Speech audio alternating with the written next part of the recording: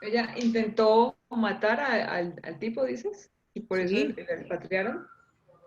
pues digamos que es una expatriación simbólica, ¿no? O sea, lo que me estoy refiriendo es una expatriación simbólica, es decir, cuando María Luisa Bombal atenta contra la vida de este hombre, de este examante, va a la cárcel, creo que son 7 meses en la cárcel, salen avisos, salen prensa, salen toda parte reseñada, y eso no se lo perdona la sociedad de élite, además, porque ella hacía parte de una sociedad de élite.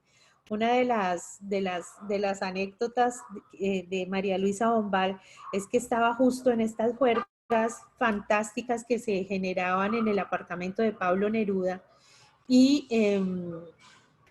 y se consiguen el teléfono de Alfonsina Storni. Entonces llaman a casa de Alfonsina Storni, imagínense esto, y María Luisa le dice, eh, vente para la fiesta, ¿no? Estamos todavía de fiesta, ¿qué estás haciendo en tu casa? Venite para acá. Y Alfonsina Storni, que hace parte, además era maestra, era sindicalista, le dice, ¿sabes qué es lo que pasa? Es que esta es la hora de levantarnos los que trabajamos, ¿no? Y la corta, y no, no se reúnen, no se reúnen. En cambio, María Luisa pues hacía parte de otro entorno, ¿no? También, pero socialmente una mujer que, que hace eso, pues es invalidada, invalidada y no legalmente, sino tal vez haciendo eco a algo que hablábamos o que escribíamos en uno de las anotaciones de la plataforma con Andrea, es que lo legal, lo legal es una cosa lo subterráneo que corre detrás de las mujeres es otra, ¿no? O de los hombres también. O sea, esas normas no escritas, esas normas que prevalecen sin escribirse, son las normas más difíciles son las normas más difíciles de, de transformar, porque lo legal, y bueno, acá tenemos a María que nos dirá, pero lo que está escrito tiene la posibilidad de trámite y de transformación y está manifiesto, pero las normas no escritas, las subterráneas, pues son esas normas que vinculan, pero que no hay una posibilidad o hay una posibilidad mucho más lenta de transformación, ¿no? Por ejemplo, la mujer hace esto, el hombre hace esto, eh, mmm, bueno, tenemos tantas normas no escritas, tantos contratos no manifiestos, sino subterráneos, que son los que más difíciles hacen la vida, y la vida de esta mujer pues fue muy difícil porque no hay ninguna norma que diga que después de que le han levantado, aún el mismo ofendido, la misma víctima, pues ha levantado cargos, eh, pues la ley tiene un trámite frente a eso, pero socialmente queda el estigma de por vida.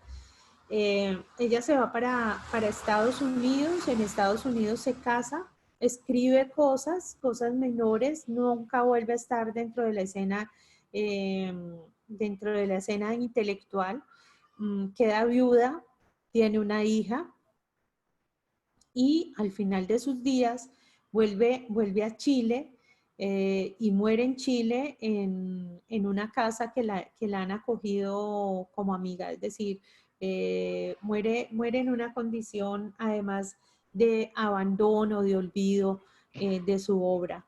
Hay un monumento de ella en Viña del Mar en este momento.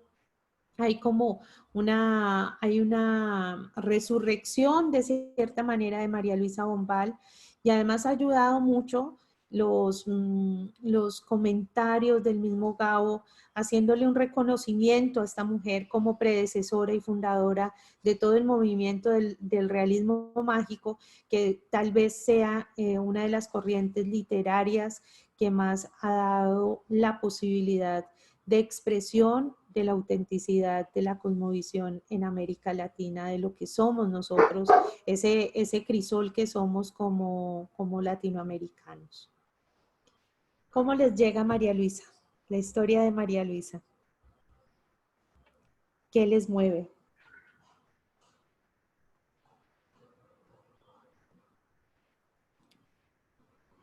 A mí me mueve que me han salido varias ideas de posibles narradores que podrían ser imposibles. Sí. Muy bien. Sí, sí, yo creo que es importante eso. Hay que conocer muy bien la teoría de los narradores, especialmente para salirse de la teoría de los narradores. Esa es una de las tareas que ustedes como escritoras deben hacer. Hay que conocer muy bien la teoría de narradores justamente para en algún momento violar la ley, la misma teoría, para poder arriesgarse a hacer otras cosas que son muy posibles hacerlas. Y afortunadamente María Luisa con Borges sí tuvo una amistad hasta muy ancianos, fueron amigos, pero afortunadamente no le hizo caso. ¿Le tiraba los perros a...? No, amistad, ¿Cómo se te amistad ocurre? profunda. Jorge sí era ¿Por qué otro bastante viejito o qué? complicadito. Jorge sí era bien No. complicadito, dificilito. Uy, No era no, yo muy no me imagino. amigable. No era muy amigable. Uy, para nada. ¿No? Era un agrio, no, era un agrio. Era un agrio, un agrio. Sí. Tan agrio fue que Sí. le dijo que no se metiera a escribir lo que ella escribió y que fue tan bueno.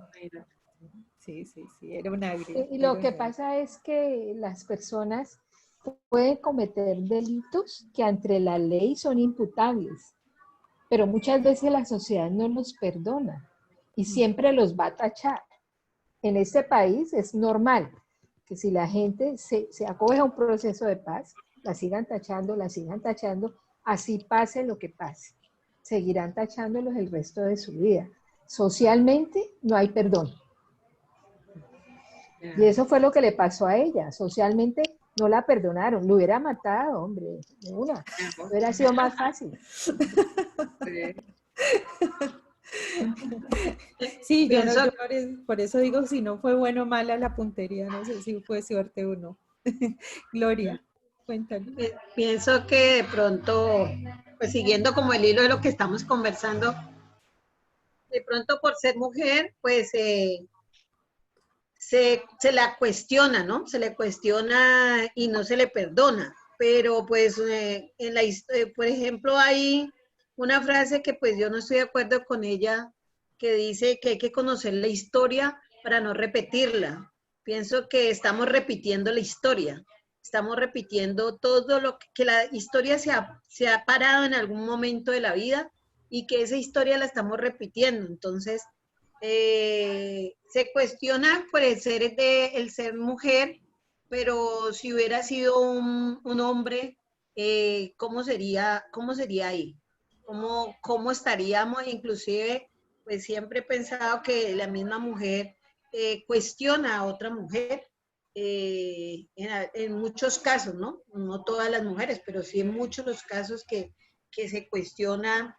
Las mujeres cuestionamos a otras mujeres y no permitimos que ese ser pueda ser libre en todas sus expresiones, porque le estamos dando eso que decías ahora, Vera, le estamos dando eso de que la mujer es esto o aquello, y que no se puede pasar de esas normas o esas leyes o esa naturalidad de que es.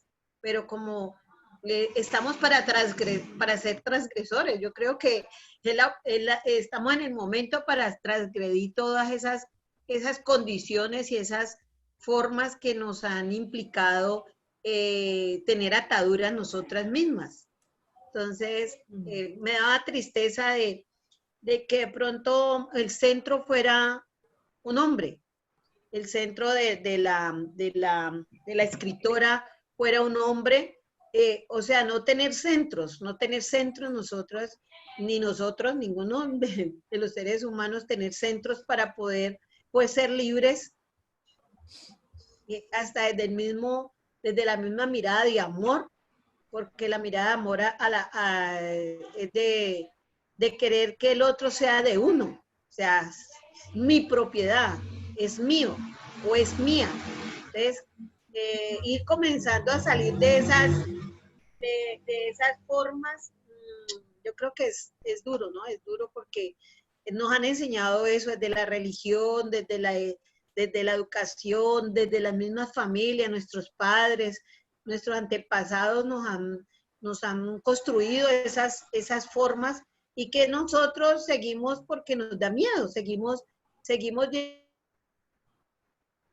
llevando eso, aunque reflexionamos y decimos que no nos gusta, pero nos da miedo ser libres. O sea, para mí estamos en ese momento del miedo que tenemos a la libertad. Ahí hay un poco de cosas que pues, no estaría aquí toda la noche conversando sobre él, pero... Me hiciste acordar de, en estos días mi hija, Abril, me dice, yo creo que es tanto el miedo a la libertad que tenemos los hombres que inventamos los dioses. Sí. y yo me quedé, le dije, vení, desarrolla esa tesis, ¿no? Desarrollala, búscala. Yo no sé si sea así o no, pero yo creo, digamos, una cosa, y es que con los autores hay también en este momento unos juzgamientos anacrónicos que a mí me preocupan mucho, porque los seres humanos somos productos también de unos tiempos, de unos pensamientos, de unas corrientes que yo creo que cuando se da un juzgamiento anacrónico de un personaje cualquiera, podemos querer anular la obra bajo el mismo principio que quisieron anular a María Luisa Bombal. Por ejemplo, Pablo Neruda.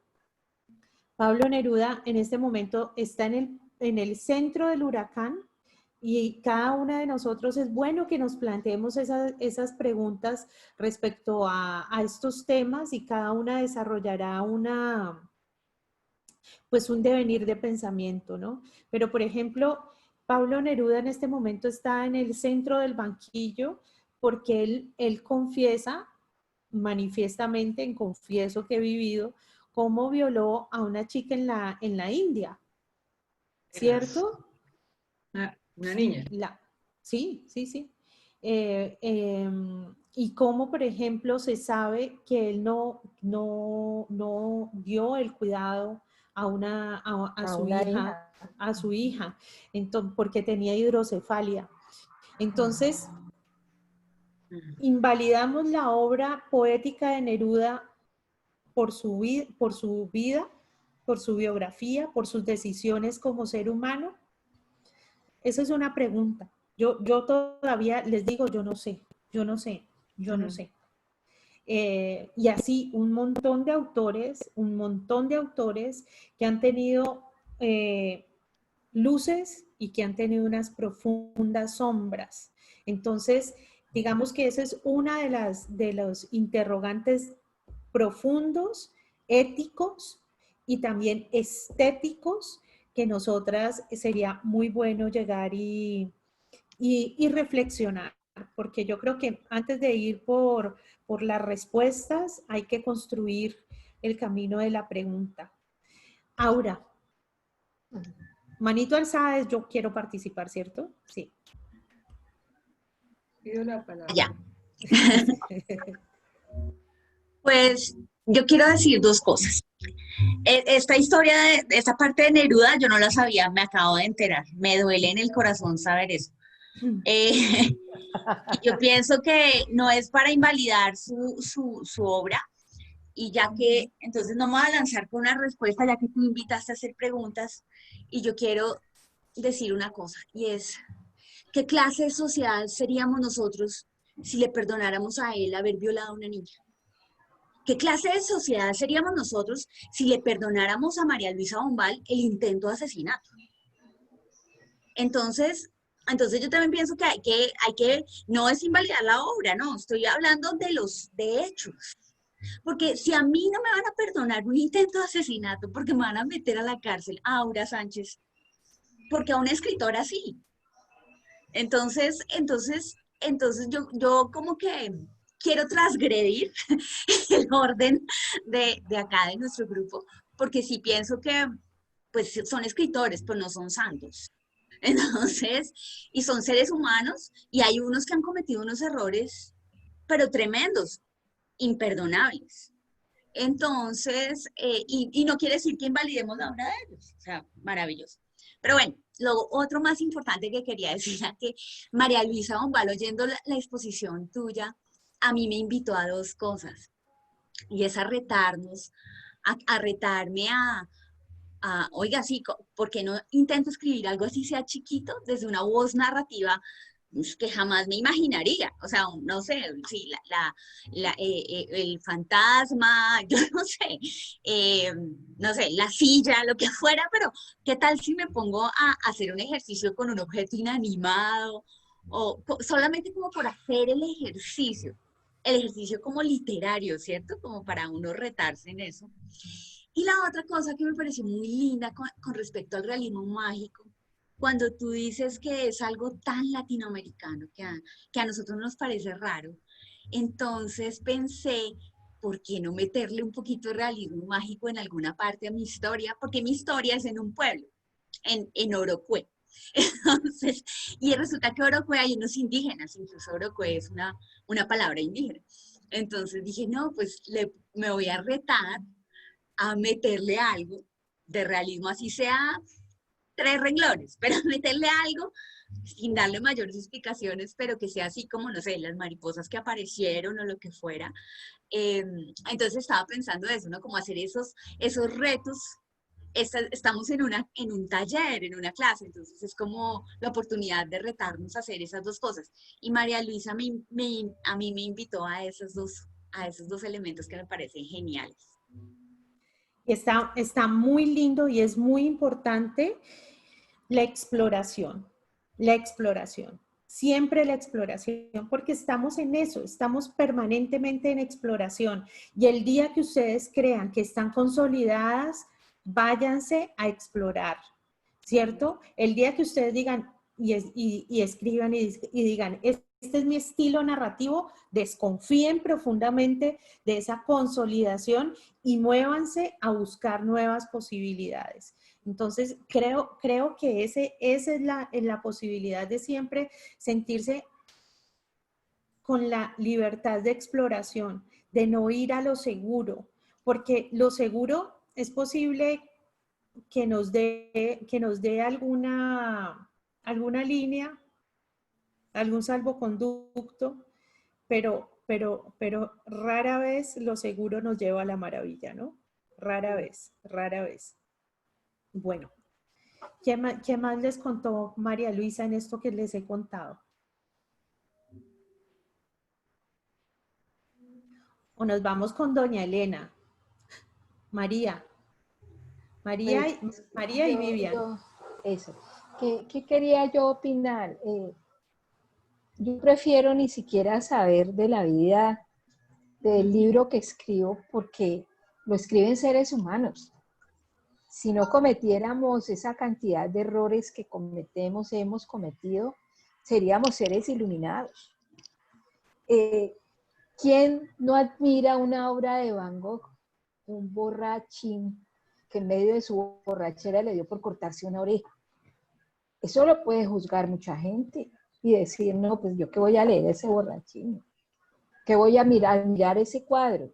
Lo mismo de Pablo Neruda, él era un promiscuo, pero tuvo la berraquera de reconocer en Confieso que he vivido lo que él fue y tener esa gallardía de reconocer los errores tan horrorosos que se cometieron en la vida, eso no es de todo el mundo.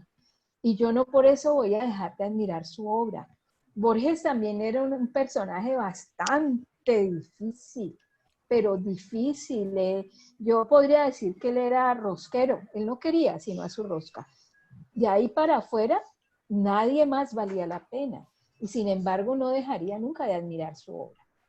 Y es lo mismo que María Luisa, y pues cometió su error y lo que decía Gloria, a las personas nos da miedo ser libres, nos da miedo hacer uso del libre albedrío del que contamos, nos da pavor ser nosotros mismos. Y es ser uno mismo y librarse y ejercer, perdón, ese libre albedrío como debe ser, con un recto comportamiento, ese es miedo a ser libre.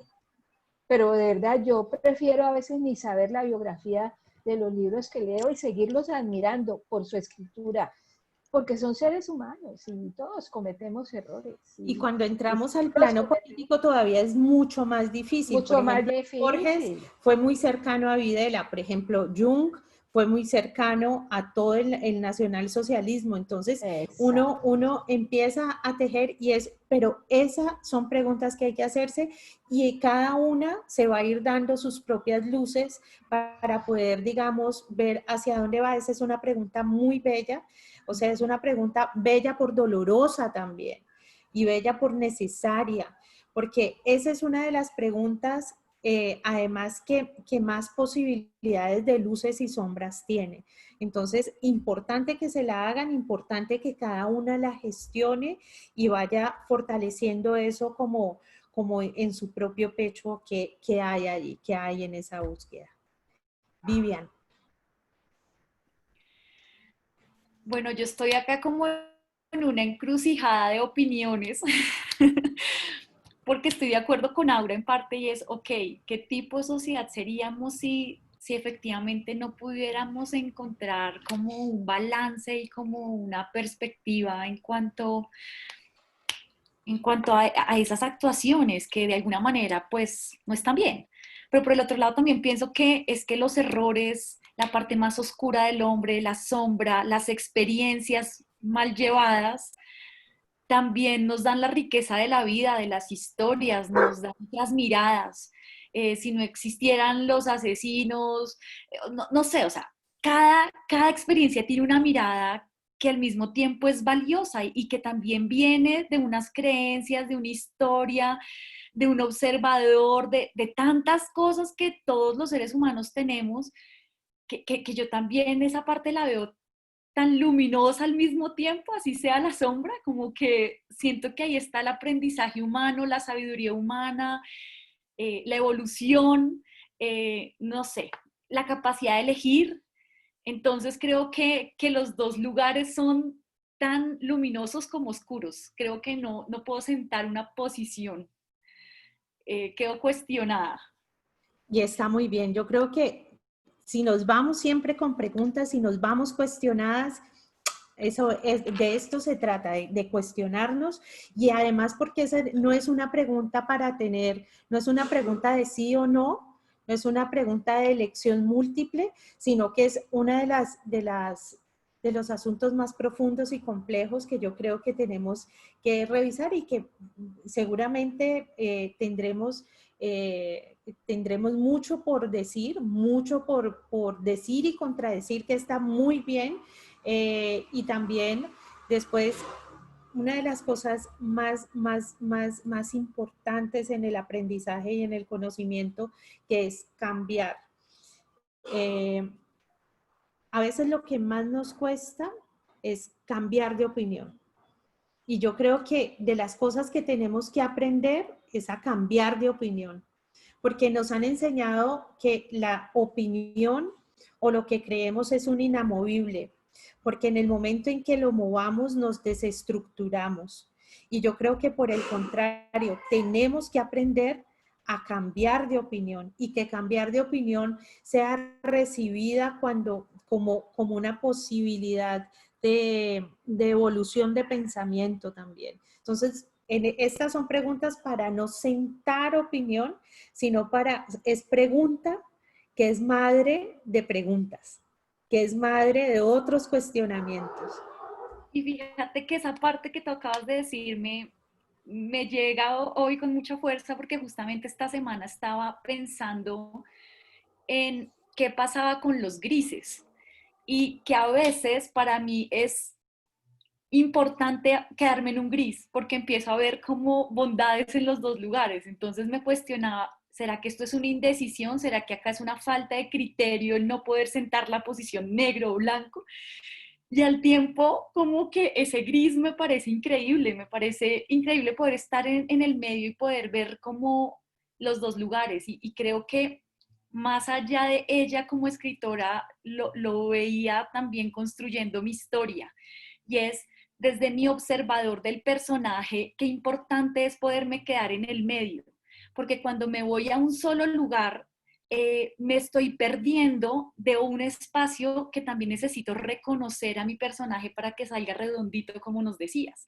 Y ese gris creo que nos da riqueza en esa construcción, porque definitivamente los seres humanos no somos de una sola posición, cambiamos, nos movemos, evolucionamos. Un día pensamos una cosa y de pronto al otro día ya estamos evolucionando eso. Entonces creo que eso da riqueza y al tiempo, pues con lo que hablabas del realismo mágico, creo que también como que todo esto empieza ahí a jugar porque siento que no conozco la historia de ella, pero siento que incluso esa es una historia de ella. No sé si eso era lo que ella estaba viviendo, una muerta viviente, pero me hace pensar como en ella como personaje y me hace pensar también en cómo nosotros podríamos convertir nuestras propias historias reales para no sesgarnos con la historia verdadera, sino poder hacer esa ficción de la que tú pues nos hablabas la vez pasada y nos invitabas. Entonces, gracias. Ah, lindo, lindo.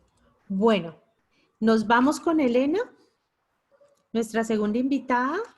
Bueno, ahí quedan pendientes y ahí quedan cosas que podrían ser tesis doctorales. O sea, esto podría dar para un estudio largo. Bueno,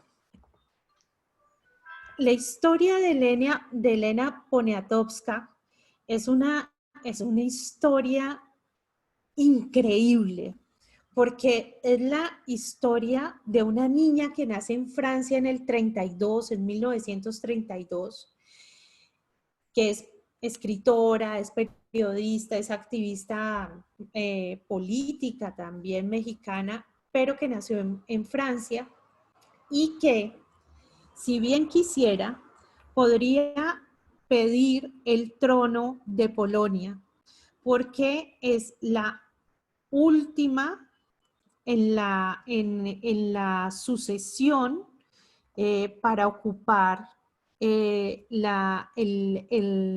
reino, si existiera, de Polonia. Es decir, es una niña que nació princesa, es una niña que nació de la oligarquía europea y nació entre guerras en 1932 y nació en una familia que venía, una de sus abuelas era norteamericana, la otra era polaca, pero su mamá, que era Paula Amor, había nacido en México y su padre era un aviador, un militar polaco que que era heredero del trono. Pero se dio toda esta reforma en Polonia y la monarquía pues se abolió. Pero ella, si no hubiese sido eso, ella, Elena Poniatowska Amor, sería la reina. Y llama mucho la atención porque esta niña que se viene de Francia antes de la Segunda Guerra Mundial, se vienen para México, llega a México con muchos temores porque su abuela le cuenta a través de las revistas de la National Geographic cómo son unos bárbaros en México. Es más, cuenta ella que muestra revistas con hombres con huesos en la cabeza y le dice, mira, esto es lo que van a encontrar en México y cómo es posible que no la dejen llevar conmigo, porque la abuela se la quería llevar. Ellos son una familia muy rica y cuando llega al DF, Elena, pues se asombra de que no encuentra los hombrecitos con huesos en la cabeza que su abuela tanto le había advertido, sino empieza a encontrar una sociedad apasionante, pero una sociedad de la que no entendía porque ella no hablaba sino francés. Y resulta que empieza ella a aprender español con su nana. Entonces, el español que habla Elena es un español del pueblo y es un español emparentado con el náhuatl también. Y así, desde la lengua de su nana, ella empieza a comprender y amar a México. Pronto encuentra una pasión que era la escritura. Entonces, era como la chica díscola, rica, que iba a ser periodista, que le empezó a gustar escribir. Y ella pide trabajo en la prensa local, se la dan, pero le dan sociales, le dan la sección de sociales. Entonces ella cubría los baby shower, cubría las bodas, cubría los eventos sociales y eso le hartaba terriblemente porque ella quería otra cosa y ella quería realmente asumir el periodismo desde otro ángulo. Y así comenzó ella a hacer entrevistas, por ejemplo, a Juan Rulfo, por ejemplo, a Mutis, cuando estuvo encarcelado aún en México, ella fue y se habla de un romance entre los dos. Gabriel García Márquez, y comienza a meterse a hacer el género de entrevista en el periodismo y fue su primera forma de escritura, pero todos comentan que ella se hacía la niña buena, la ovejita, ¿no? Y entonces llegaba a preguntar, ¿sí? ¿Y qué es un fado? ¿Qué es esto? ¿Qué es lo otro? Y en medio, ¡bloom! ¿Y por qué mataron a tantos campesinos si usted no nos había contado? ¿No? En el caso de los políticos y en el caso de gente importantísima. Y empieza ella con su suave acento, con su presencia menuda, a mostrar la garra y la fortaleza. Y siempre con una sonrisa mandaba preguntaba lo que nadie se atrevía. Y comienza esta mujer a conocer el México profundo y comienza a sentirse profundamente mexicana también. Sus entrevistas a Borges, por ejemplo, son muy famosas, pero tal vez con la noche de Tlatelolco, ¿no? Que fue una masacre en una plaza en México, pues ella pasa a otro nivel, porque ella ya era una periodista reconocida, era referente, pero con esta masacre a ella va, inmediatamente pasan los hechos, ella va y encuentra una cantidad de zapatos, una cantidad de bolsos, una cantidad de cosas personales de las víctimas y comienza ella a hacer toda la investigación y comienza a meterse a la cárcel, esta niña bien, comienza a meterse a la cárcel y no la dejaban entrar grabadora.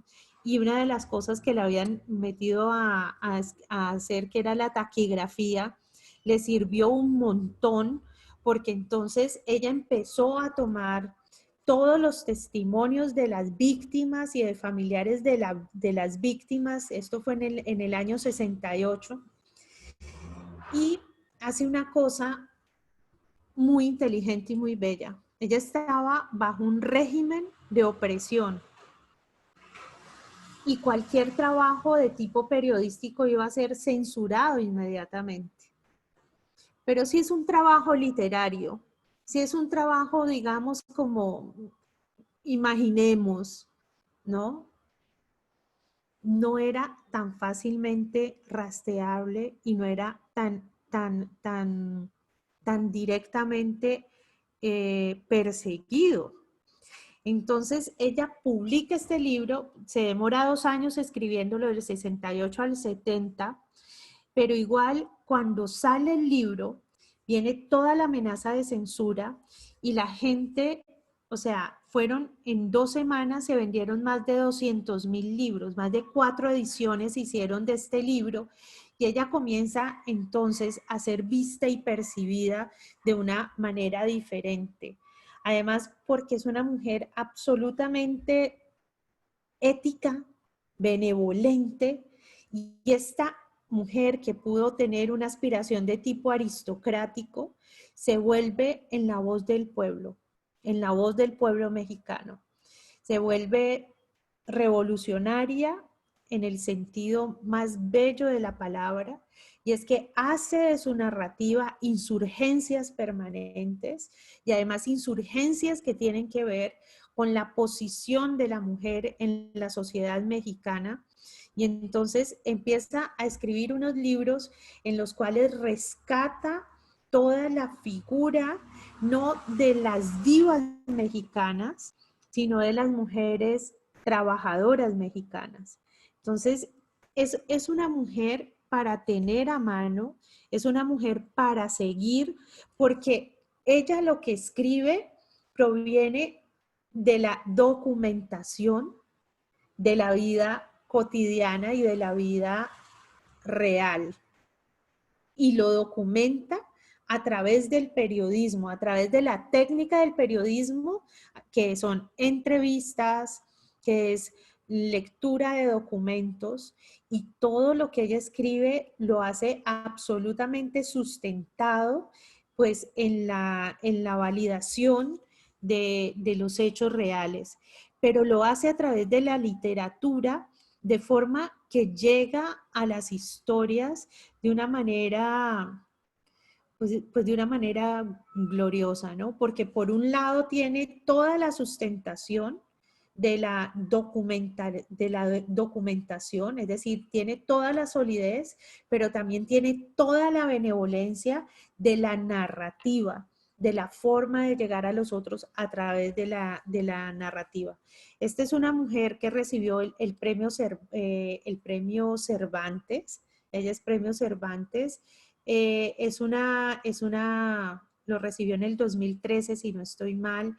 Es una mujer que tiene un enorme reconocimiento, ha tenido muchísimos premios a nivel internacional, tiene doctorados honoris causa, también impresionante todo el reconocimiento que tiene. Y digamos que los temas constantes en su literatura, pues es México. Y México a través de la denuncia de las injusticias y la crítica social. Entonces, esta es una mujer que ha escrito libros como Querido Diego, te abraza Kiela, que es una historia que aún familiarmente para ella estaba vetada porque una de sus tías había sido pintada desnuda por Diego Rivera, entonces en su casa aborrecían a Diego Rivera por haberla pintado desnuda, pero esta mujer vence todo esto, habla con ella, entonces es muy importante, digamos, la posibilidad de quiebre que tiene esta mujer de abordar los temas, ¿no? De abordar los personajes, y permitirles a través de la escritura de sus entrevistas, permitirles ser ellos, permitirles sacar a los personajes la luz y la sombra con absoluta benevolencia y respeto, ¿no? Que creo que es como de los asuntos que le podemos aprender a una mujer como Elena. Escribió Lilus Kikus. Lilus Kikus fue tal vez su primera obra y fue una obra para niños. Hasta no verte, Jesús mío, que es una obra inspirada en la vida de Josefina Borges, o Jesús Apalancares, que se llama en la historia, que es una mujer obrera, que es sirvienta y es medium, ¿no?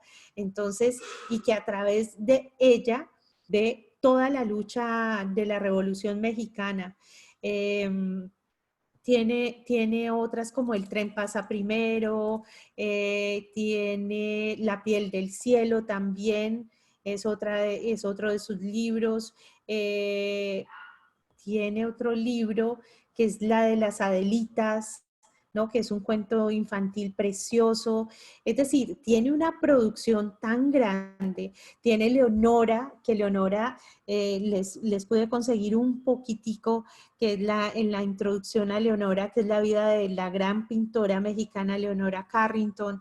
Entonces, esta mujer, además que ha escrito y publicado hasta el año pasado, es increíble cómo a los 88 años, además contradice ese designio fatídico de las escritoras, ¿no?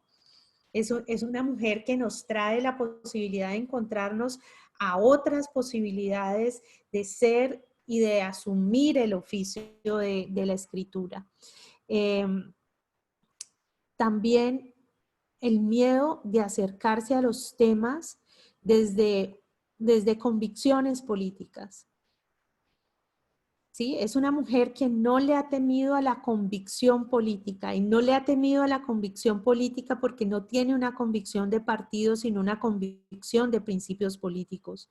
Y principios políticos que tienen que ver con la justicia, con la dignidad, con la defensa de la gente más desamparada, con los procesos populares también de México.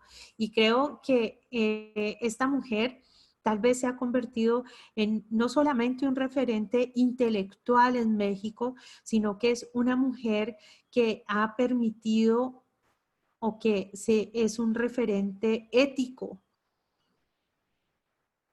porque ha sido ella en sus principios, ella en su vida y ella en su literatura.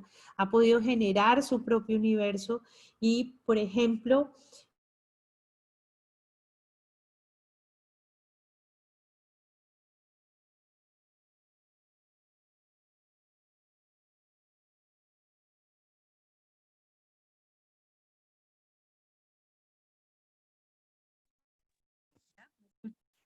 ¿dónde quedaron?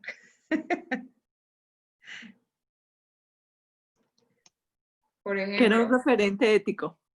Un referente ético. Y por ejemplo, una de sus obras, cuando ocurrió el terremoto del 86 en México, que fue tan absolutamente desastroso, esta mujer estaba trabajando con unas tejedoras, con unas bordadoras, porque toda su parte de preescritura, pues la trabaja ella directamente como periodista. Entonces se iba a oírlas a ellas, a estas tejedoras, y en medio de todo esto ocurre el terremoto del 86, ahí escribe una de sus obras, y por ejemplo, todo lo recogido como derechos de autor por esa obra, ella lo dedicó a estas mujeres tejedoras. Y cuando vinieron los premios por esta noche violenta que ella describe de una manera tan maravillosa, ella no aceptó ningún premio por este libro, por el libro que describe la matanza en la plaza, porque ella dice, no es posible que me den un premio por esto. ¿Dónde están los premios a las víctimas? Y no recibió ningún premio de este que tal vez sea su libro más representativo, y lo hizo como un acto político de coherencia y de respeto por quienes habían confiado pues toda su biografía, toda su historia, todo su dolor. Entonces quería presentarles a estas dos mujeres que son luces diferentes, yo creo que en el camino, y para que puedan tener cercanía con las dos, tanto María Luisa, que es absolutamente fantástica, está La Mortajada, se los conseguí en PDF, está colgadito en la plataforma, y para que busquen a Elena, porque yo considero que que esta mujer tiene una claridad meridiana de para qué escribe, ¿sí? Tiene una claridad meridiana de cuando escribe, qué mueve, qué es lo que mueve cuando se escribe, ¿Qué es lo que quiero que mueva en la vida de los otros, de los lectores, las cosas que yo escribo? Entonces, estas son nuestras dos invitadas, que son dos invitadas de lujo. ¿Conocían a Elena? ¿La tenían de referente? No, yo no. Bueno, entonces estas son estas dos mujeres. Yo creo que nos vamos a 10 minuticos y nos venimos rapidito porque vamos a comenzar entonces con los narradores, que es de las cosas bellas que hay por definir. Esta es la primera decisión consciente como escritora. Nos vemos ahorita en 10 minuticos. A relajarse, a estirarse un poquito, a tomar agüita y ya nos vemos.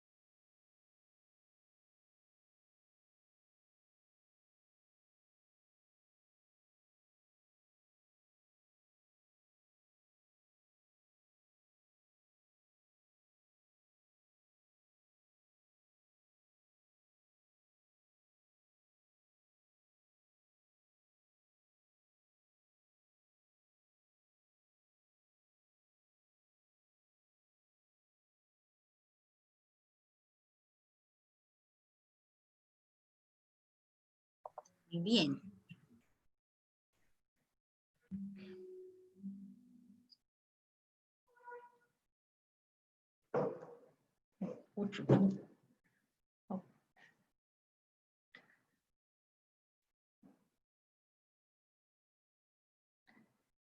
Viene bien la estiradita, ¿cierto?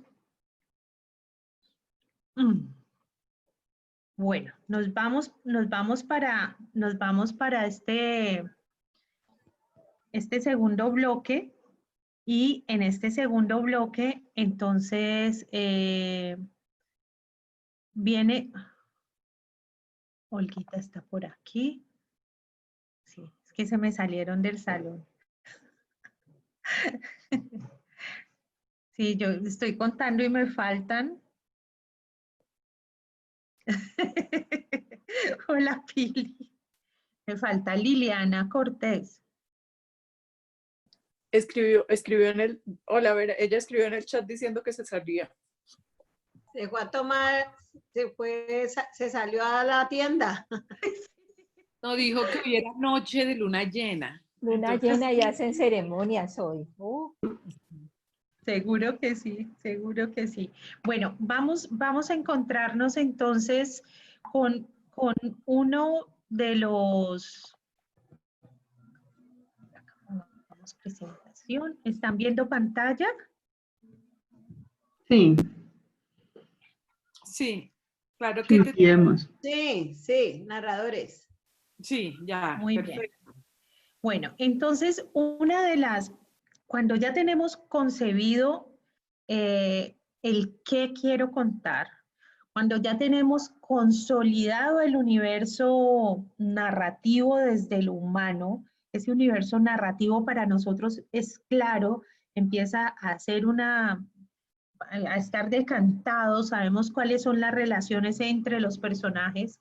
Viene entonces una primera decisión que es muy importante, que es la decisión del narrador o de los narradores, que es una decisión del cómo. Es decir, ya es una decisión que obedece más a la técnica que al qué, ¿no? Ya el cómo lo voy a contar, ya es cómo voy a contar, ya no estoy en la dimensión de la pregunta de qué quiero contar, sino cómo lo quiero contar. Lo primero que tenemos que reconocer o que tener muy claro es que tenemos dos partes en la escritura. Un narrador, que es una voz que cuenta, es una voz que lleva el hilo de la trama, ¿cierto? Y hay un narratario, que es un receptor de la historia dentro de la historia. Es decir, cuando hablo de narratario, no estoy hablando del lector. Estoy hablando de dos partes en la escritura, la cual una es el narrador, ¿sí? La voz que está contando, y el narratario, que es la voz que recibe la historia, que es la voz de la cual va a tener conocimiento la historia que está contando el narrador.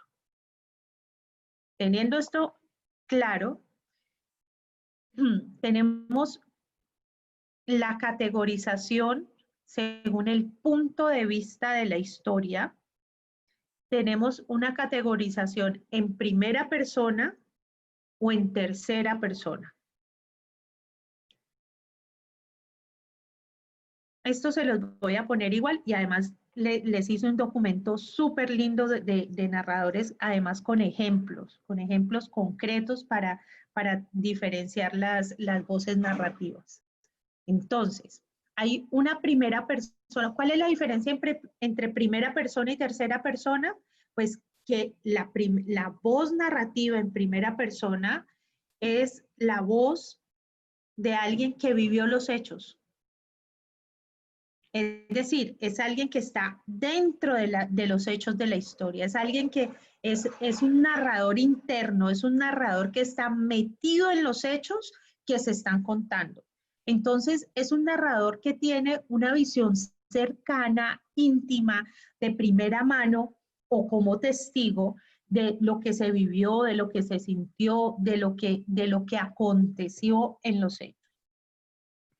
Es la primera persona permite contar historias de manera muy cercana, de manera muy íntima y de manera que permite generar algo que es la cercanía, la intimidad y la verosimilitud. Porque cuando contamos en primera persona, hacemos del lector, ya no del narrativo, sino del lector, testigo.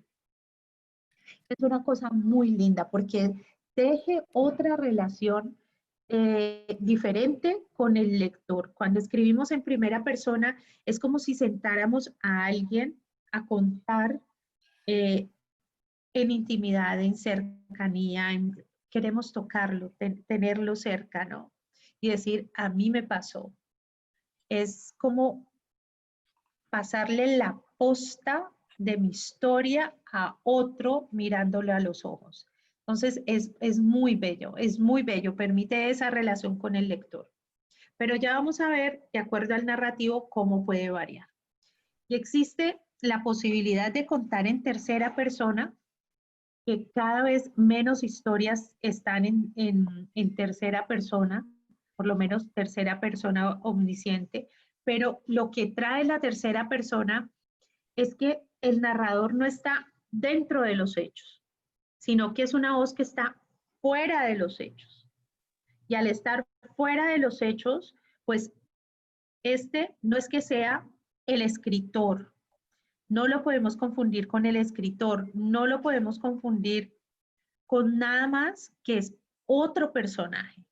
Es decir, cuando ustedes elijan contar una historia en tercera persona, realmente no son ustedes como escritoras quienes están ahí, sino es esa narración la media un personaje invisible, un personaje que no se muestra, pero que tiene una voz singular, que tiene unas formas de contar, que tiene un interés en contar esa historia.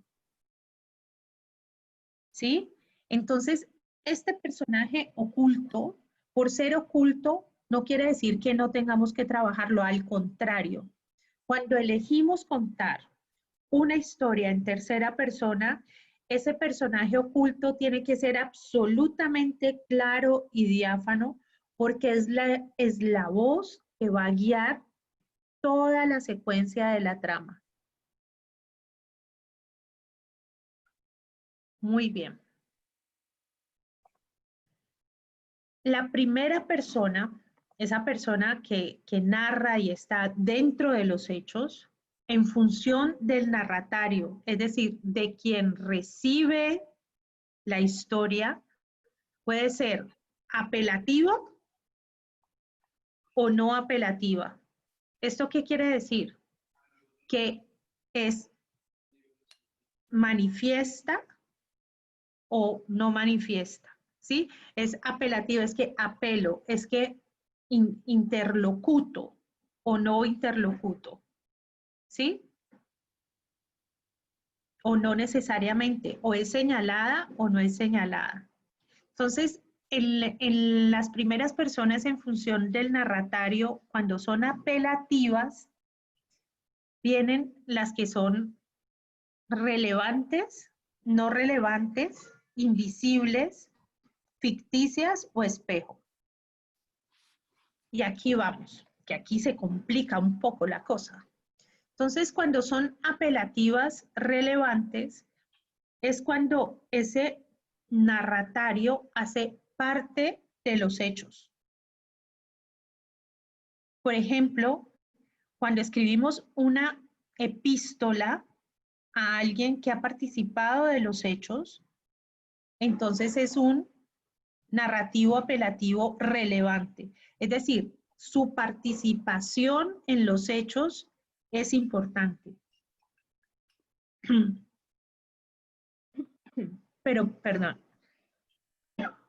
Pero, por ejemplo, Frankenstein o todas las novelas que son testimoniales y, por ejemplo, se las cuentan a un juez, ese juez no estuvo dentro de los hechos de los cuales son ahí narrados. Cuando vamos a dar testimonio, por ejemplo, ante un juez, ante un notario, los hechos que ahí narramos, pues el juez o el notario no participaron nunca. Es decir, no son relevantes dentro de los hechos.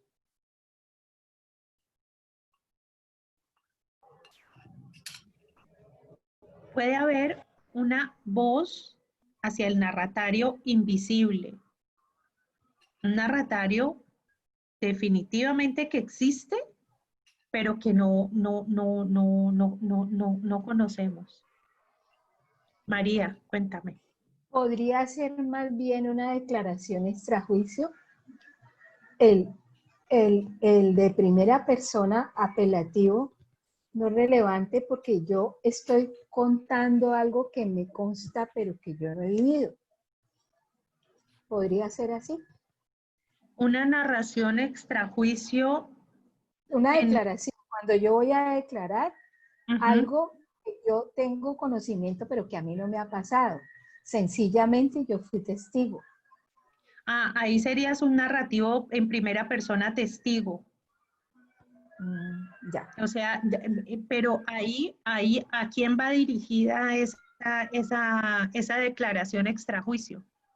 A un notario para que él dé fe que lo que yo le estoy contando, a mí me consta y yo digo que es cierto.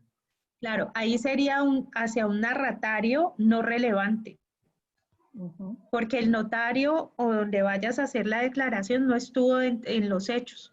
Solamente ese narratario da fe que tú le contaste. Pero él no puede constatar que lo que tú le dices es cierto o no es cierto. Él tiene que confiar en mi buena fe. Ujú, Y en que sí. yo declaro bajo la gravedad del juramento que a Ujú, mí me consta lo que estoy contando. claro. Ok, Pero ahí gracias. sería un narratario no relevante, porque el notario dice, sí, lo que él está certificando no es que lo que tú dices sea cierto, sino que tú fuiste a contarlo bajo la gravedad del juramento. Bueno, ese narratario invisible es otro personaje. Es un personaje al cual esa primera persona, ese narrador se refiere, pero que nunca se muestra, que nunca sabemos quién es. Y les digo, es de los narradores, perdón, sí, de las formas narrativas más extrañas, pero la hay y tienen el ejemplo en el documento que les preparé. Tienen una ficticia, y esa ficticia deriva generalmente en formas narrativas en que es un invento del narrador y se sabe en la historia que finalmente el narrador está inventando a quién dirigirle, pero que no existe en realidad. Y el narratario espejo desemboca en monólogo. Cuando nosotras nos hablamos al espejo, realmente estamos haciendo un juego muy bello además. Los monólogos son absolutamente exquisitos y les digo, absolutamente liberadores además de escribir. Porque es el juego en el cual yo soy narradora, pero le estoy narrando al espejo, a mi imagen en el espejo que soy yo misma. Eso es lo que conocemos también como monólogos. Entonces, ahí vemos un poco la complejidad que no es tanta, es tener muy claro que hay un narrador y hay un narratario. Y que entre el narrador y el narratario, pues es esa relación de contar y escuchar y recibir la historia. Y cuando el otro se nombra, el narratario, es apelativo y puede ser relevante si él participó, si este narratario, participó en los hechos, es relevante. Si no participó en los hechos, es no relevante. Si se inventa, este narratario es ficción, es invisible, perdón. No, perdón. Si es invisible, es cuando el narrador no nombra, no determina, pero sí existe. Cuando se lo inventa es ficticio y cuando es a sí mismo es espejo. No se afanen ahora, van a tener tiempo, además de hacer sus propios esquemas, sus propios entendimientos y vamos a ir desenvolviéndolo y esto es un camino, este es el inicio de un camino largo de entender y de asimilar y además de practicar. Cuando es no apelativa, creo que es de las formas también más comunes en que es como si uno habla para quien pueda interesar, ¿cierto? Entonces, no hay un narratario definido, sino es a quien pueda interesar. Entonces, son formas, esa es una forma muy contemporánea de narración, en la cual simplemente una persona habla como si estuviera frente a la cámara y detrás de la cámara todos quien puedan estar ahí escuchando. Esa es la primera persona en función del narratario. Bien. Puede haber una primera persona en función del personaje. Y entonces puede haber una primera persona en función de un personaje protagonista. O puede haber una primera persona en función de un personaje secundario. ¿Esto qué quiere decir? Que no siempre una primera persona tiene que estar en cabeza del protagonista de los hechos. Una primera persona en función del personaje bien puede estar en un personaje secundario que fue testigo, que fue parte de todos los hechos narrados, pero que no tiene el hilo central de la historia.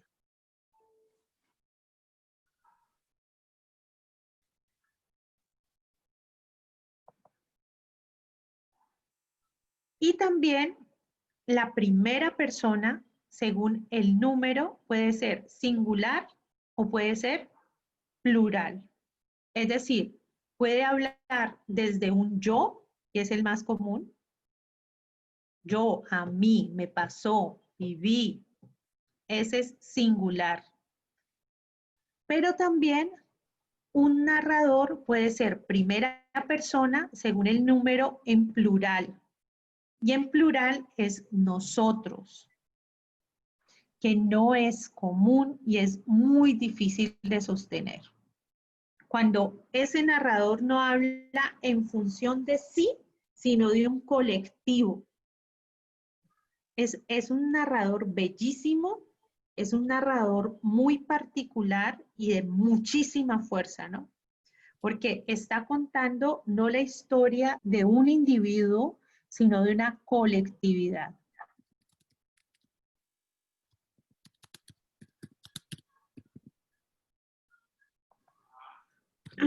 Muy bien. Y nos vamos para la categorización de los narradores en tercera persona. Los narradores en tercera persona son básicamente dos: omnisciente y semi-omnisciente.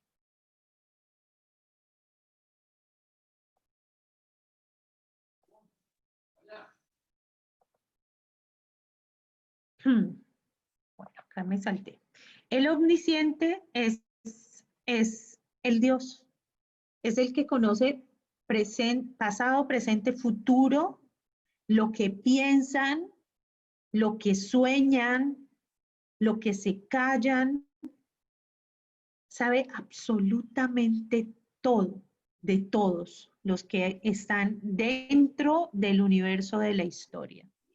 Es un narrador que se pone por encima y conoce absolutamente todo, absolutamente todo. Pero es un narrador que no opina, solamente cuenta hechos. Es decir, es un narrador que no tiene voz propia. ¿Sí? Es un narrador que solamente cuenta los hechos y cuenta lo de los personajes que transitan la historia. Esa es una de las características. Es un narrador en la literatura contemporánea más bien en desgracia. Como que ya casi nadie lo utiliza, es muy rara, digamos, en la literatura contemporánea que ese narrador omnisciente porque es, digamos, un narrador que permite la globalidad, pero no permite hacer unos encuadres muy cerrados, digamos, como de intimidad, ¿no? Acuérdense, ese personaje, ese narrador omnisciente, no son ustedes como escritoras. Ese narrador omnisciente es un personaje que ustedes crean, es un personaje oculto que ustedes crean para poder narrar, para poder decir, y es un personaje del cual ustedes le dan la facultad, le otorgan la facultad de conocer todo. Todo, absolutamente todo. Lo que los personajes creen que son, lo que la gente cree de ellos, lo que ellos saben que son y ocultan, y lo que ni ellos mismos saben. Es decir, llega a todos los rincones, llega a todos los rincones.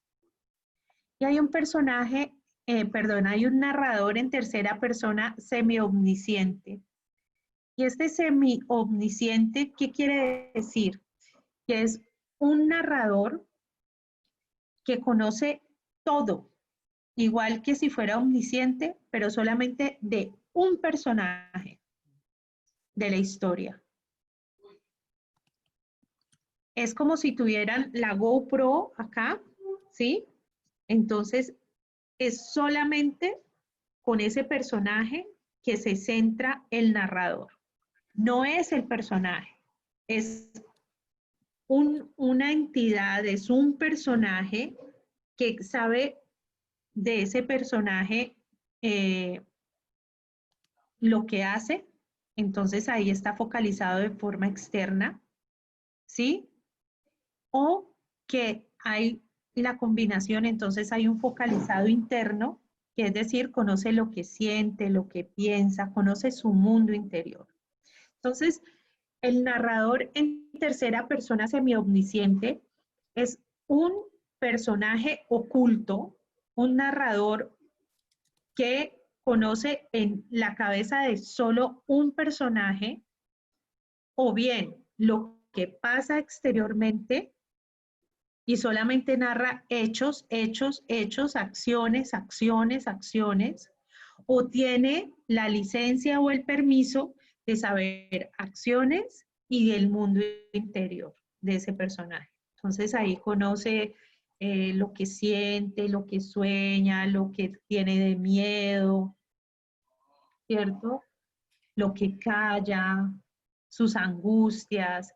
Entonces, este tipo de personaje, que es un personaje de tercera persona, semi-omnisciente, focalizado interno, es uno de los de las formas narrativas más contemporáneas que hay.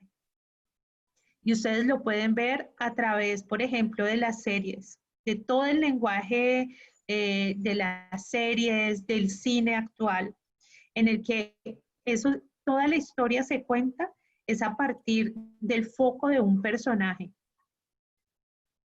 Ese es uno de las formas narrativas más interesantes para explorar. Muy bien.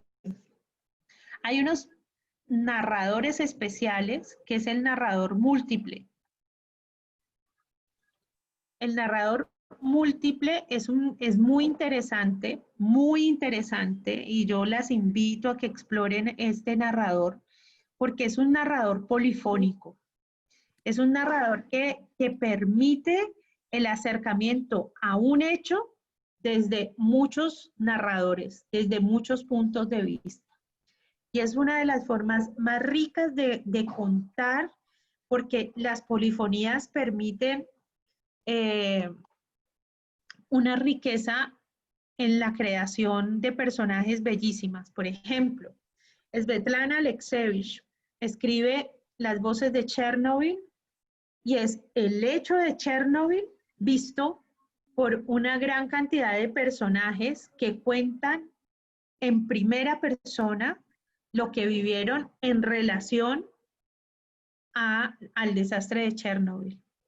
Entonces, este narrador es un narrador exquisito, es un narrador que les permite a ustedes explorar muchas acciones. Nada más hay que ver un divorcio. Cuando en un divorcio se permite esas voces múltiples, el mismo hecho del divorcio toma matices absolutamente interesantes a nivel humano y permite, por ejemplo, generar que el lector sea finalmente quien perciba qué es la verdad, que se haga él mismo la noción de verdad de los hechos. Si pones a hablar a la esposa, al marido, al amante, van a poder encontrar, digamos, en la narración de los tres, la consolidación o la imagen o las luces que se necesitan poner en el centro. Y este personaje, este narrador especial último, que es el disyuntor, es un personaje que permite mostrar, ay, yo tengo personaje hoy aquí metido, es un narrador que les permite a ustedes mostrar no solamente puntos de vista diferentes, sino contrarios de un hecho, ¿no? Entonces es como si se sentara, no sé, dos contradictores políticos y sentaran a Petro y a Uribe de cada uno de los lados a contar el mismo hecho, por ejemplo, el mismo hecho. Tendrían dos historias absolutamente diferentes de lo que hay en el camino, de lo que quieren contar. Entonces, este disyuntor es también un narrador muy interesante porque permite generar contradicción y le permite al lector tener una tercera o cuarta o última versión de lo que se esté contando. Entonces, ¿cómo hacer cómo llegar a tomar una decisión en torno al narrador? Listo, ahí existen toda esta cantidad de narradores, pero ¿cómo llegar entonces a la decisión de la voz narrativa? ¿Qué se les ocurre a ustedes? Ahora tiene manito alzada, ¿quiere preguntar? ¿Sí?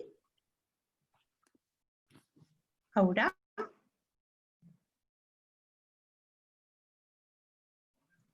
Creo que no. No, yo no tengo la mano alzada. ¿La tengo ¿No? alzada? Ah, es que no la he bajado desde la vez pasada. Ese. Ah, bueno. Yo pensé, decía yo quiero. Bueno, preguntas y vamos entonces logrando claridades. María. Te pregunto, ¿podés juntar varios clases de narradores en una misma historia? Mientras hacías toda la presentación, ¿qué pensaba yo? Estaba pensando en la historia de la criada. Entonces, allí hay un narrador semi-omnisciente, focalizado interno y disyuntor, porque cada uno cuenta la historia, que es una misma, de acuerdo a su punto de vista. ¿Está bien? Sí. Entonces sí entendí, ya me voy a graduar. Sí, María, es así. Por eso es tan interesante y por eso les hacía yo la advertencia. Tienen que conocer muy bien la teoría narrativa para que la quiebren. ¿Sí? Para poder alterar toda la teoría narrativa hay que conocerla muy bien. Para hacerla con la maestría que la hizo, que lo está haciendo Margaret Atwood, por ejemplo. Entonces, sí se puede en una misma narración, pero tiene que haber unas unidades en las cuales guarden la convención con el lector. Mire, uno de lector es más delicado, a uno no le gusta que le cambien la convención. Si uno como escritor le propone una convención al lector, hay que guardarla, ¿sí? Entonces, hay que conocer muy bien toda esta teoría para poder quebrarla. Y yo creo que ahí cuando uno logra quebrarla, como lo hace Margaret Atwood, es más, como lo hace, por ejemplo, Clarice Lispector, no es chiripa, es maestría. Es decir, lo pueden hacer porque conocen demasiado bien la teoría y la voz que quieren transmitir. Entonces, esa es como una primera indicación, es que debe haber unidad en la voz narrativa, ¿sí? Es decir, si alguien te está hablando, si pones a hablar a alguien al lector, créanle como una unidad para que él sepa quién le está hablando, para que sepa, porque una de las cosas, y es una cuestión humana, cuando ustedes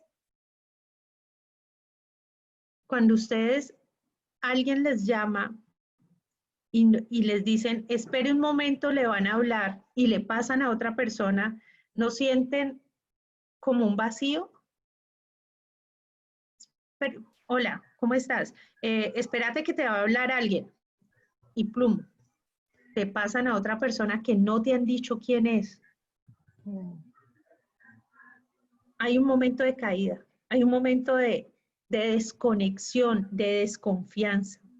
De engaños, que sentís que te engañaron. Claro, entonces ahí hay que ser muy cuidadoso de las convenciones narrativas que le damos a nuestros lectores, a quien vamos dirigidos, porque sí es posible hacer estas mezclas de narradores, pero guardar la convención, o sea, generar una convención sólida que permita sostener la voz.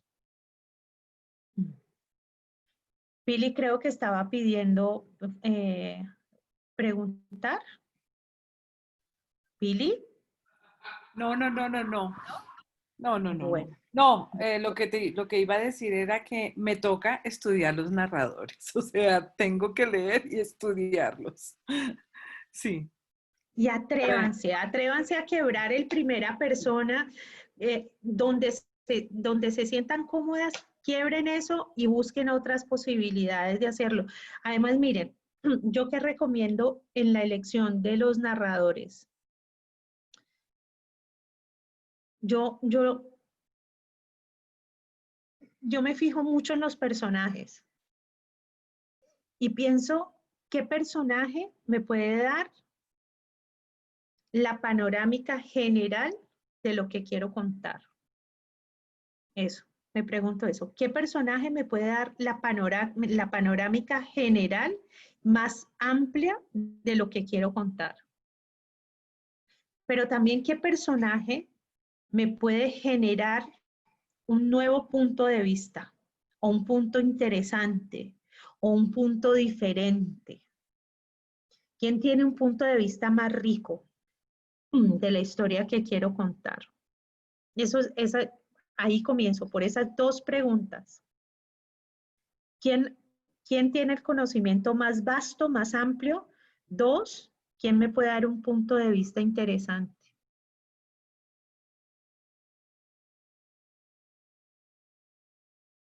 Y ahí empieza a clarificarse. ¿Necesito alguien que conozca todo? ¿O esta historia merece una voz desde la singularidad de alguno de ellos?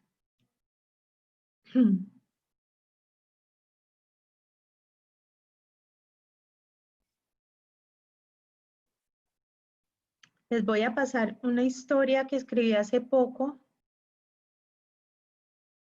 en la cual hice una tercera persona semi-omnisciente en cabeza del personaje principal. Y por ejemplo, ahí yo dije, pero ¿por qué no ella? Porque si ella es el personaje principal, ¿por qué no ella? Y la decisión la tomé porque es que también necesitaba liberarla a ella del peso de su propio testimonio. Y porque al final pasaba algo por lo cual ella ya no podía seguir contando.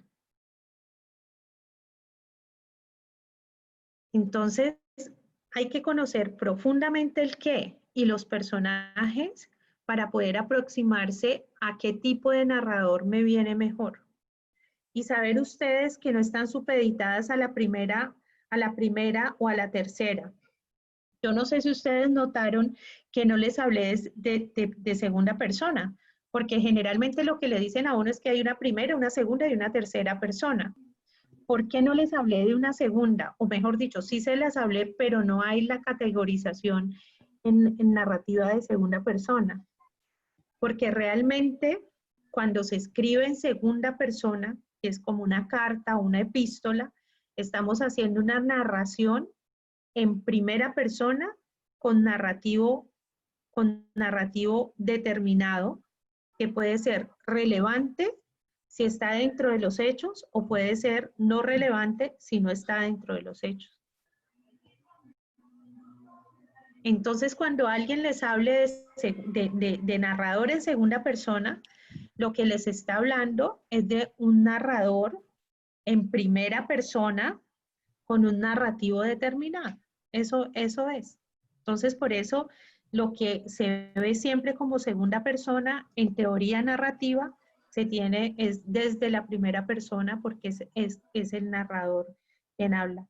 Y hablando de las epístolas, yo creo que es de las formas más bellas y que se ha descuidado de contar y que nos permite cosas muy bellas, nos permite generar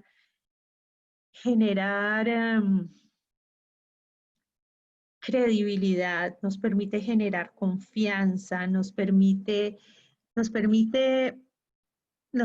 una maniobra muy bella a nivel de cómo contar, pero también tiene limitantes, sobre todo cuando es un narrativo relevante, es decir, un narrativo que participó en los hechos.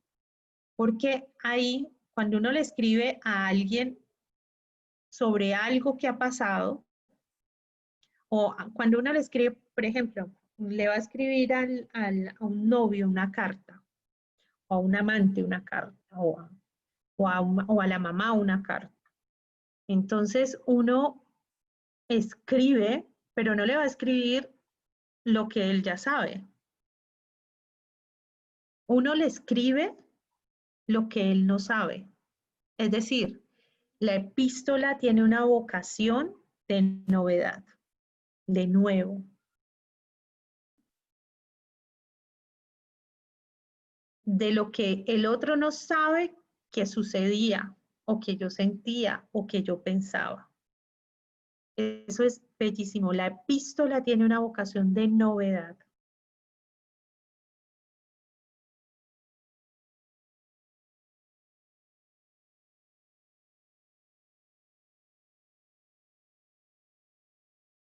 Muy bien. ¿Con qué ideas nos vamos esta noche de todo lo que hemos hablado?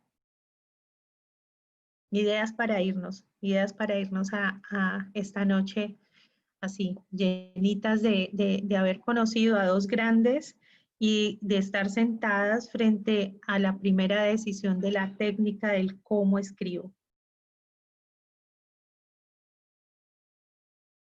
Las veo con cara de preocupadas, de circunspectas. ¿Les asusta un poco esto de todos los narradores que hay?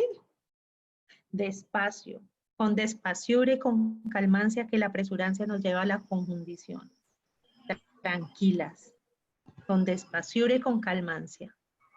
Hay un documento que las espera en la plataforma y esto es un aprendizaje de años y de práctica, que se los doy porque es bueno que ustedes lo sepan y sepan que pueden ir explorando muchos tipos de narradores.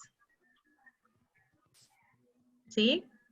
Entonces, con despaciura, con calmancia, que ya sabemos que la apresurancia que nos lleva. Entonces, tranquilas. Vámonos con ideas de esta noche. Decantemos y con qué cosas nos vamos ahora esta noche. ¿Qué les pareció? ¿Qué ideas de María Luisa? ¿Qué ideas de Elena? ¿Y qué idea de los narradores?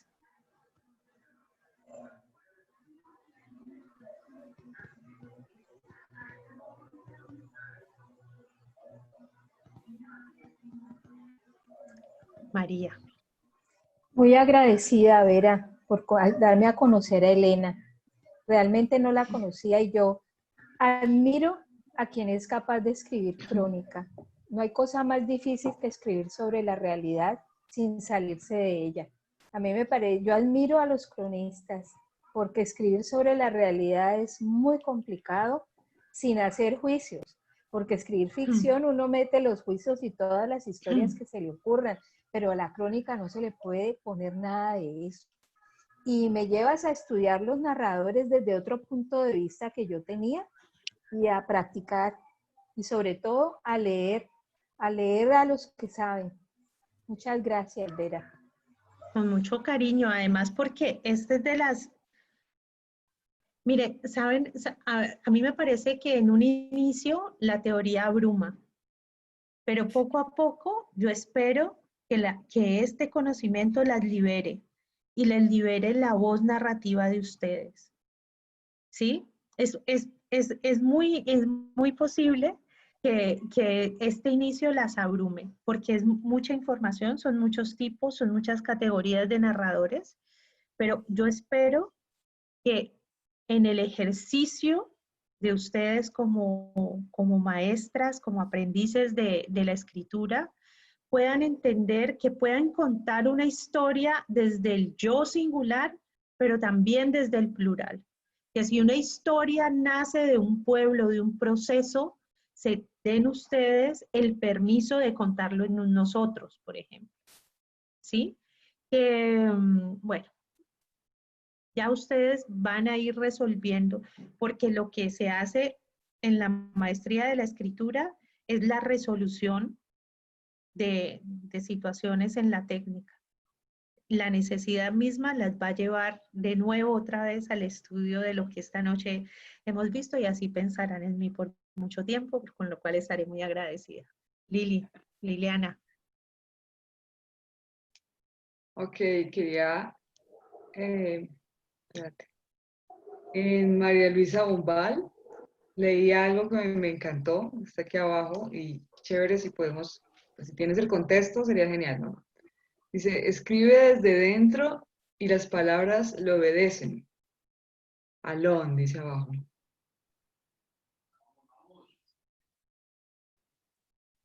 Escribe desde adentro y las palabras obedecen. Sí, sí, eso es muy María Luisa Bombal. Sí, además porque ella es decir, tenía una lucidez, tenía una convicción profunda de que como ella contaba, estaba haciéndolo bien, así no estuviera dentro de la teoría narrativa. Lo escribió ella, ¿sí? Sí, Escribe desde sí, dentro sí, y las... sí, sí, sí.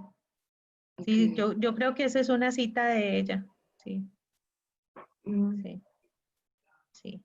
Miren, Interesante. miren lo bello. Esta mujer estudió en la Sorbona y estudió en la Sorbona ¿para qué? Para incumplir las normas y las reglas del narrador. ¿Mm? Eso fue lo que ella hizo. Ella estudió en la Sorbona y estudió literatura. ¿Y para qué le sirvió? Para violar las normas de la narrativa. Entonces, eso indica que trabajar en ellas, hay que hacer el ejercicio de ellas de conocimiento profundo para poder generar también nuevas formas narrativas que en el caso de María Luisa Bombal, bueno, nos han dado tanto, ¿no? Nos han dado tanto y algún día, ojalá el reconocimiento llegue también y además creo que como nosotras como escritoras es muy bello saber que el realismo mágico tiene un padre que es García Márquez y Juan Rulfo y bueno, todos los escritores, Isabel Allende también, todos los escritores que ha influenciado, pero tuvo, La madre. tuvo una madre, sí, tuvo una madre, también tuvo una madre. Bueno, yo las voy, mejor dicho, las dejo pensativas, lo cual me alegra mucho. Yo estoy pendiente las preguntas, lo que ustedes hagan a través de la plataforma. Si tienen algo también, a veces estoy ocupadita y todo, pero yo me doy mis mañas y les contesto con mucho cariño además lo que ustedes necesiten. Participen de la plataforma, miren además los comentarios que han surgido en la plataforma porque están muy bellos, creo que contribuyen mucho al diálogo entre de construcción que estamos haciendo nosotras. a través de la literatura. No se dejen abrumar por esta teoría. Hay unos ejercicios, digamos, de decisión pendiente que están contadas también en el trabajo para esta semana. Y es un trabajo, pues, que digamos, espero que las llene de gozo, aunque sea un gozo que a veces traiga susto. A veces es así. A veces el gozo también de la creación pasa por tener un poco de susto frente a lo que viene. La próxima semana comenzamos 7 en punto para poder dar tiempo de la participación de cada una de ustedes. Yo haré contrapreguntas acerca de la sustentación o de la presentación. Trataré de ser antipática. Mentira, acogerlas con todo el amor esas y la crianza que es el espíritu de nosotras. Entonces, creo que una buena semana para todas, una buena semana de trabajo. Amen profundamente las preguntas que les quedan de esta noche, amen profundamente las dudas, amen profundamente el error en que puedan llegar a caer en los primeros escritos, porque finalmente son esos maestros profundos que nos enseñan, ¿no? Si lo que me preocuparía es que no escribieran, lo que me preocuparía es que no se atrevieran. Y espero que se atrevan, que escriban, y creo que todas podemos aprender a dominar esos narradores que además nos representan la posibilidad de contar historias de la mejor manera, de la manera que pueda tocar de manera más profunda y bella a nuestros lectores, a nuestros destinatarios finales. Yo espero para todas una buena semana, que escriban mucho, que participen en la plataforma, ahí las esperaré, estaré viendo, estaré pendiente, todas las preguntas que quieran. Tal vez no sé todas las respuestas, pero podemos buscarlas si no las tengo. Y bueno, lean con juicio todo el material y creo que de ahí podemos partir al entendimiento de la técnica. Que ya imagínense, ya nos metimos en el cuento de la técnica, o sea, en el problema de la técnica. Cuando uno se mete en el problema de la técnica es porque el qué está diáfano. Y ahí comienza el oficio de ser escritoras. Y pues, como siempre, bienvenido el oficio. Una feliz noche. Gracias. Gracias. Gracias. Gracias. Feliz noche a todas. Descansen. Para todas. Un besito para todas. Besitos. Gracias. Feliz semana, feliz semana. Muchas Fortaleza, Mismo. fortaleza en estos tiempos, fortaleza. gracias. Besito. Besitos. Chao. Gracias. Chao, chao, chao mi Pili. Chao. Chao Gloria. Chao Bien. Lili. Gracias. Besitos.